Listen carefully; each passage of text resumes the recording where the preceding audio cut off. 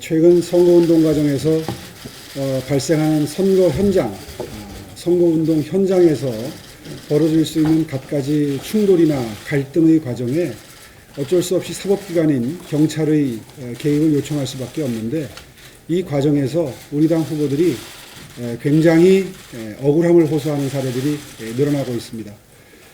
제가 듣고 있는 사례만 하더라도 서울에서는 황교안 대표, 또 나경원 의원, 그리고 김진태 의원, 또 김용남 의원을 비롯해서 아마 제가 듣고 있는 것만 말씀을 드리는 거니까 종합적으로 파악을 해본다면 굉장히 광범위한 곳에서 각종 시민단체의 이름으로 저질러지고 있는 계획적이고 지속적인 선거운동 방해행위, 다시 말해서 낙선운동을 포함해서 위법적인 행위들이 곳곳에서 자행되고 있습니다.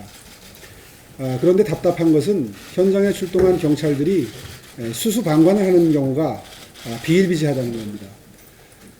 반복적으로 계획적으로 이루어지는 이러한 행위에 대해서는 충분히 예상도 가능하고, 그리고 사전에 예방도 가능하고, 그리고 현장에서 제재하는 것도 가능한데 이것이 전혀 이루어지고 있지 않다 하는 문제를 제기하지 않을 수가 없습니다. 어저께 저희 광진을 지역 사례만 하더라도 1인 시위에 나서니까 그제서야 경찰서에서 몇몇 간부들이 나오셔서 이미 수사를 시작했다, 앞으로 엄정 수사를 계속할 예정이다, 이런 입장을 내놨는데요. 사실 이미 수사가 시작되고 수사 중이었다면 현장에서 그 예상됐던 행위가 다시 반복되는데도 30분 동안 전혀 개입하지 않는 일이 어떻게 가능하겠습니까? 저는 이런 일이 반복적으로 일어나는 것은 분명히 경찰 수뇌부 어느 라인에선가 지시가 내려가지 않으면 현장에서 이렇게 얼어붙은 듯이 움직이지 않는 경찰의 행태가 가능하지 않다고 생각합니다. 30분에 걸쳐서 수십 차례 간청을 하는데도 불구하고 전혀 움직이지 않는 모습을 보면서 이분들이 나오기 전에 분명히 무슨 지침을 받고 왔구나 하는 강한 인상을 떨칠 수가 없었습니다.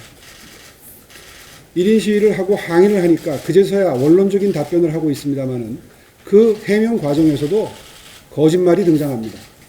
선관위 유권 해석을 받았더니 선관위에서 그러한 대진년 학생들의 행위가 불법적인 요소가 없다는 유권 해석을 받았기 때문에 본인들은 움직일 수가 없었다, 이렇게 또 선관위의 책임까지 떠미룹니다.